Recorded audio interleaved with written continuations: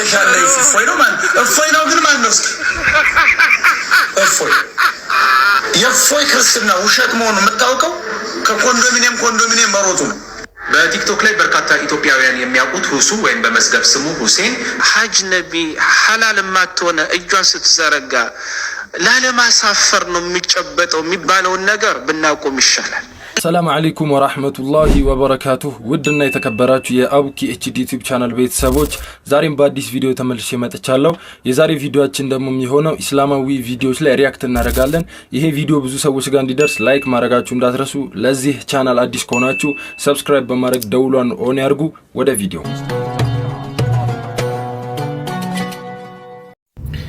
አሰላሙ አለይኩም ወራህመቱላሂ ወበረካቱሁ። ሰላም ናችሁ? እንዴት ናችሁ? እንኳን አደረሳችሁ። ነቢያችን ሰለላሁ ዐለይሂ ወሰለም እንዲህ ብለዋል፣ መን ሷመ ረመዳነ ثم أتبعه ستا من شوال كان كصيام الدهر። የረመዳንን ወር ጾሞ ከዚያም ከሚቀጥለው ከሸዋል ወር 6 ቀናቶችን አስከትሎ የጾመን ሰው አላህ ዘንድ ልክ አንድ አመት ሙሉ እንደጾመ ይቆጠርለታል ብለዋል። ስለዚህ አሁን ቀጣይ ከረመዳን በኋላ ባለው ወር ላይ 6 ቀናቶችን መጾም አዳራ። እነዚህ እንደጾመ ሰው አላህ ሱብሓነሁ ወተዓላ አመቱን ሙሉ እንደጾመ አድርጎ ምን እንዳይጽፍለታል።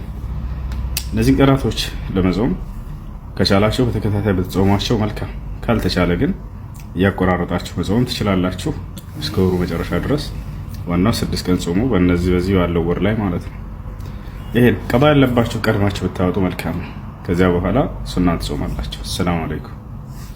በቲክቶክ ላይ በርካታ ኢትዮጵያውያን የሚያውቁት ሁሱ ወይም በመዝገብ ስሙ ሁሴን በኮምቦልቻ ደረቅ ወደብ አካባቢ ተጠልለው ለሚገኙ ከ110 በላይ ወላጅ አልባ ለሆኑ የክርስቲያንና የእስልምና እምነት ተከታይ ህፃናት የአልባሳት ድጋፍ ማድረጉ ተሰምተዋል። እንዲህ አይነት መልካም ተግባሮች እንዲበረታቱ ኮመንት ላይ እናመሰግናለን በማለት ሀሳባችንንና ድጋፋችንን እናሳየው። አንድ ግለሰብ ነው በህግ ይጠየቃል።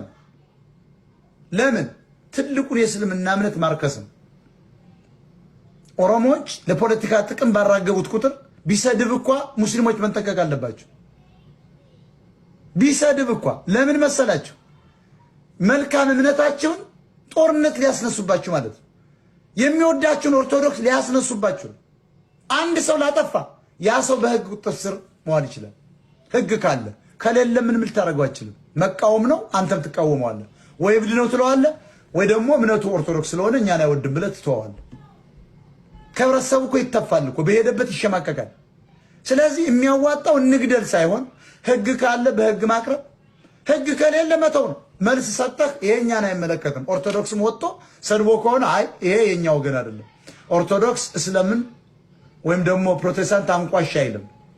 ሰውን በፍቅር አምጣው አስገባው ነው እንጂ እንዲህ የሚባል ነገር የለም ብሎ መልስ መስጠት አለባቸው። ስለዚህ አሁን ይሄ የመጣውን እኔ የሚመስለኝ ግን ለሙስሊምም ለክርስቲያንም አይጠቅምም። እውነት ከሆነ እኔ አልሰማውም። ይሳደብ አይሳደብ አላውቅም። ግን እኔ አጀንዳ ለዚያ ታላቅ ሙስሊምና ለዚያ ታላቅ ኦርቶዶክስ ለተባለ ጨዋ ህዝብ መነታረኪያ ነው። አላህ እኮ ያውቅ ነበረ። አላህ ያውቃል። ወበሽር ሳቢሪን ሲል ታጋሾችን አበስራቸው ሲል ትዕግስት ከባድ እንደሆነ መንገዱም ረጅም እንደሆነ አላህ ጠንቅቆ ያውቃል። ችግርና መከራ ላይ ሆነ መቼ ከዛ ችግርና መከራ እንደምትወጣ አታውቅም፣ ግን ትታገሳለህ። አላህ ይህን ሁሉ ያውቃል። አዎ ትዕግስት ከባድ ነው። ዱዓን ታደርጋለህ፣ አላህን ትለምናለህ፣ አላህን ትማጸናለህ። ግን ያ ዱዓህ መቼ እንደሚሆን አላህ መቼ እንደሚሰማህና እንደሚቀበል አታውቅም። ከዚያም ጋር ግን ትታገሳለህ። ወዳጄ ትዕግስት ከባድ ነው። ለዚህ ነው አላህ ኢነማ ይወፈ ሳቢሩነ አጅረሁም ቢገይሪ ሒሳብ፣ ታጋሾች እኮ ምንዳቸውን ስፍር ቁጥር በሌለው መልኩ ነው የምመነዳቸው አላህ ያለው። አይዞህ እሺ ወዳጄ፣ ያለህበት ነገር ምንም ቢሆን ምንም ላንተ መልካም ነው። ምንም ቢደብርህ፣ ምንም ቢያስከፋ፣ ምንም ቢያስጠላ ከአላህ የሚመጣ ነገር በሙሉ መልካም ነው። ደግሞ ወዳጄ አትርሳ፣ ረመዳን ነው። ረመዳን ልቦች የሚጠገኑበት ነው፣ ዱዓዎች የሚሰሙበት፣ አላህ ከነበርንበት መጥፎ ነገር ወደ መልካም የሚቀየርበት ታላቅ ወር ነው። ትልቅ እድል ነው። ወዳጅ ይህንን ረመዳን ተጠቀመው። ይሄ ረመዳን ሲወጣ ልብህ ተጠግኖ ዱዓህ ተሰምቶ ካለህበት መጥፎ ነገር በሙሉ ወደ መልካም የምትወጣበት ይሆናል ኢንሻአላህ። አይዞ ረመዳንን ግን አደራ በደንብ እንጠቀምበት።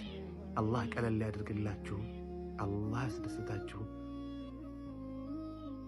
ጭንቀትሽ እንዲወገድ እህቴ ዚክር አብዢ፣ እስትግፋር አብዢ፣ ሰላት አብዢ።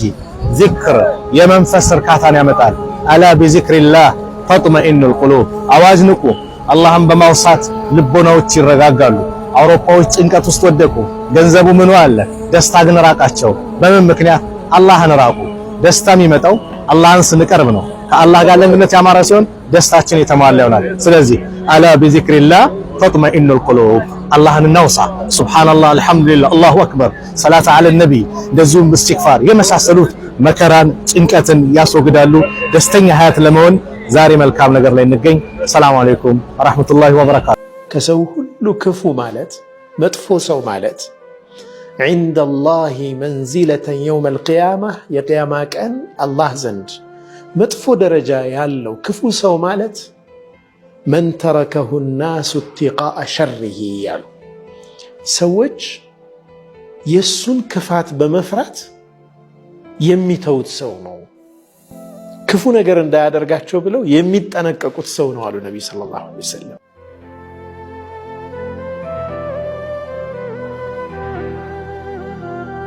የማትሰግድ ከሆነ ወይ ደግሞ ሰላት ላይ የምትዘናጋ አይነት ሰው ከሆንክ አዳምጠኝ። ትጠጣለህ፣ ስገድ። ዚና ትሰራለህ፣ ስገድ። በጣም ትልልቅ የሚባሉ ወንጀሎች ናቸው አይደለ? ነገር ግን ስገድ። በጣም ወንጀል ውስጥ ተዘፍቀን ያለው አሁንም ስገድ። ካንተና ከጌታህ መካከል ያለውን ሰንሰለት እንዳትበጥስ፣ ሰላትህን እንዳትተው። ምክንያቱም አላህ ዐዘ ወጀል ምን ይላል? ኢነ ሰላተ ተንሃ ዐኒል ፈሕሻኢ ወልሙንከር። ይህች ሰላት የምትባል ነገር ጸያፍና ክልክል ከሆኑ ነገራቶች ትጠብቃችኋለች ይላል። ነገር ግን ባለመስገድ ሐያት ላይ ሆነ ብትሞት ምንድነው የሚጠብቅ? አንደኛ አትታጠብም፣ አትከፈንም። ሁለተኛ አይሰገድብም። በሶስተኛ ደረጃ ደግሞ የሙስሊሞች ቀብር ላይ አትቀበሩም፣ ለብቻህ ነው የምትቀበረው የማይሰግዱ ሰዎች ተብሎ። በአራተኛ ደረጃ ደግሞ ነገ የውመል ቂያማ ቀን ስትቀሰቀስ ከነ ቃሩን ከነ ፊርዓውን ጋር ነው የምትቀሰቀሰው። ስለዚህ ወንድሜ ጁምዓ ሲመጣ ጀምራለሁ፣ ነገ ታጠቤ ጀምራለሁ፣ ረመዳን ሲመጣ ጀምራለሁ የሚሉ ነገራቶችን ትተህ ከዛሬውኑ ሰላትህን ጀምር። ላለፈው ሰላትህ ይቅርታ ጠይቅ፣ ቀጣ ከፈል። ያለፈውን ሰላት ስገድ አትባልም። ዐፈላሁ ዐማ ሰለፍ ይቅር ይልሃል። ስለዚህ ወንድሜ ሰላት ላይ ከመዘናገት ከአላህ ተጠብቀህ ከዛሬውኑ ወደ ሰላት ተመለስ ለማለት ነው። ሰላም አለይኩም።